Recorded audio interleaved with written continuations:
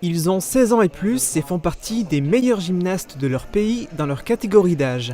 24 athlètes français, allemands, suisses, britanniques et un Australien ont participé au match international organisé à Sarreguemines au gymnase Émilie Le Pennec, une compétition internationale de haut niveau que le club sarregueminois était ravi d'accueillir. Chaque année, elle se déroule dans un pays représenté durant ce tournoi. En 2018, c'est la France et Sarreguemines qui ont été choisis. La configuration du gymnase est optimale pour accueillir ce type d'événement avec une salle de compétition et une salle d'échauffement. Si l'organisation demande beaucoup de travail pour les bénévoles du club et de la fédération, les bienfaits sont multiples. Ça met en valeur le club et puis surtout tous nos gymnastes déjà qui sont petits et grands et qui voient vraiment une compétition internationale, qui voient un peu leurs grands frères. Et c'est quand même énorme de pouvoir organiser dans une ville comme Sarreguemines cette compétition. Les jeunes licenciés de l'ASSO étaient captivés par le spectacle qui se déroulait devant leurs yeux. Ce qu'il y a de plus beau, c'est que c'est pas fini. Le 22 juin prochain, l'ASSO Gym Sarreguemines recevra encore des sélections nationales pour la traditionnelle Cup. Le demi-tour, et on procède à l'accélération pour la sortie avec un double salto arrière. La cible est à 18 mètres et il faut envoyer chaque flèche en plein milieu. La règle du jeu est simple, mais il est difficile de tirer dans le mille à tous les coups. Les participants en challenge-valb avaient au total 60 flèches à envoyer. Ils étaient plus de 100 à concourir et venaient de clubs situés en Moselle, en Meurthe-et-Moselle ou encore en Alsace. Cette épreuve ouverte de la catégorie poussin est organisée chaque année au gymnase du Himmelsberg par la première compagnie de tir à l'arc de Sarreguemines. À l'issue de l'ensemble des volets, des classements individuels et par équipe étaient établis. Déjà 200 000 visiteurs au centre aquatique de Rohrbach-les-Beach. Un événement qui a été fêté comme il se doit par la communauté de communes du pays de Beach, ainsi que tout le personnel du centre. Le 200 millième baigneur, venu avec toute sa famille, a été mis à l'honneur sous les applaudissements et s'est vu offrir un lot de cadeaux, ainsi qu'un abonnement annuel. Une initiative qui vient confirmer la popularité de cette structure. Ça prouve aujourd'hui qu'il y avait vraiment un réel besoin sur notre territoire d'avoir une belle piscine. C'est un équipement qui permet à tous les jeunes de s'épanouir, de faire des activités aquatiques. Il ne reste plus qu'une chose à faire, enfiler son maillot de bain, aller piquer une tête et profiter de toutes les activités que propose le centre. En parallèle du 200 millième visiteur, le centre aquatique de Rohrbach a organisé un week-end spécial rempli d'animations. Au programme, structure gonflable, DJ, shooting photo pour les enfants et même une tombola. Alors il s'agit de Munch Lucas. Alors si Lucas est avec nous, qu'il vienne au plus vite récupérer son cadeau. De quoi ravir petits et grands.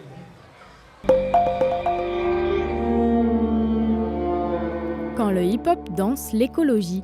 Marier l'écologie et le hip-hop, voici l'idée de cette compagnie nommée Alexandra & Possi. Une représentation de leur spectacle Echo avait lieu à l'espace René Cassin à Beach vendredi soir. Chaque mouvement de ce spectacle de 55 minutes représente l'action de semer des visions, des réflexions, des mots ou encore des gestes. À travers leur danse, ces artistes symbolisent la graine qui est en train de germer et par la suite, la plante qui grandit et engendre de nouvelles graines. Ce spectacle a été créé au théâtre de Haguenau en début d'année par ces danseurs originaires de Chambéry.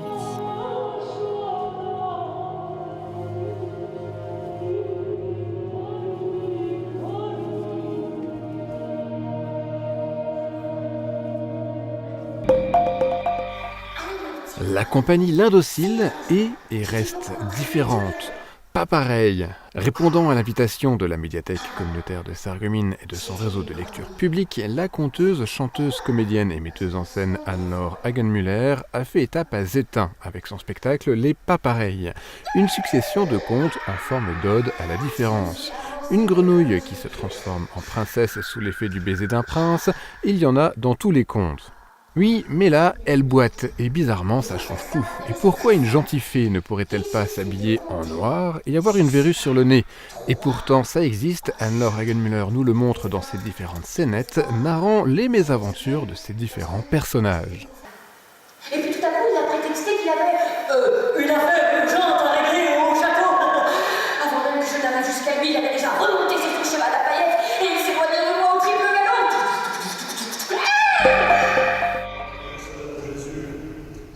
Les musiciens ont leur sainte. Elle ne s'appelle pas Madonna, mais Cécile.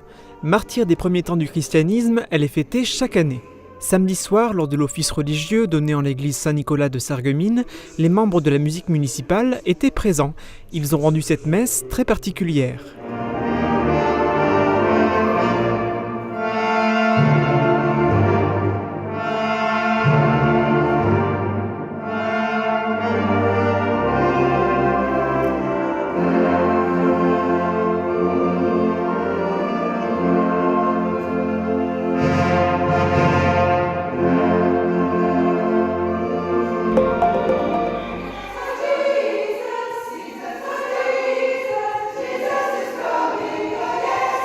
Autre église, autre ambiance, avec sans doute un petit peu plus de chaleur. La paroisse de Kirvillers accueillait hier après-midi la chorale Happy Gospel Friends. Dirigée par un jeune homme de 17 ans, Jason Bourrin, cet ensemble permet de toucher des jeunes qui viennent à l'église pour chanter. Mais l'enthousiasme de ce style musical contamine toutes les générations.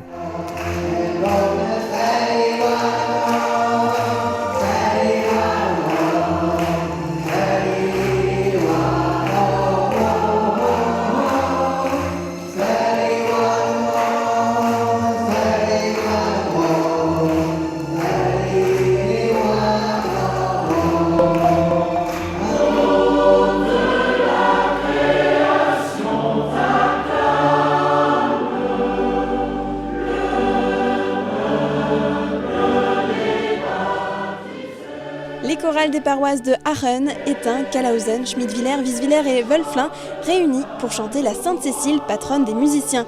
Une magnifique prestation de 50 choristes dirigée par Nathalie Desmerlet et Nathalie Zins. Certains chants concernent essentiellement le thème du Christ roi et puis le reste, ce sont des chants conviviaux et puis joyeux pour célébrer tous ensemble cette belle fête.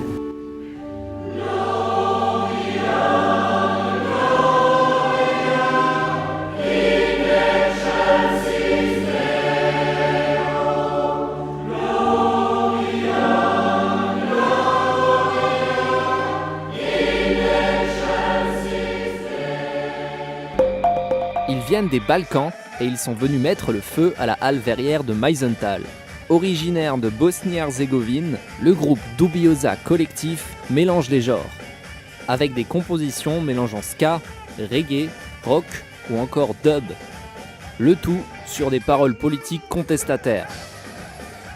La foule était en folie et le groupe nous a offert une prestation mémorable, en reprenant leurs titres les plus populaires, ainsi que ceux de leur nouvel album Piasmicie Zadecu Jodziasle. Littéralement, comptine pour enfants et adultes. Mais on vous laisse écouter ça comme si vous y étiez.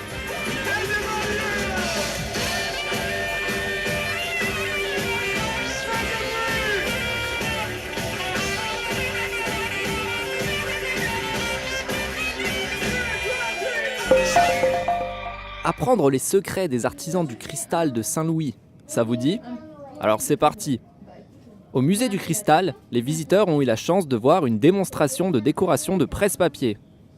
Après une visite guidée du musée, chaperonnée par un artisan, les enfants ont pu s'essayer à la technique du millefiori, une technique de fabrication de mosaïques en verre. Mais laissons la parole aux experts pour en apprendre plus. Je suis en train de préparer le fond d'un presse-papier.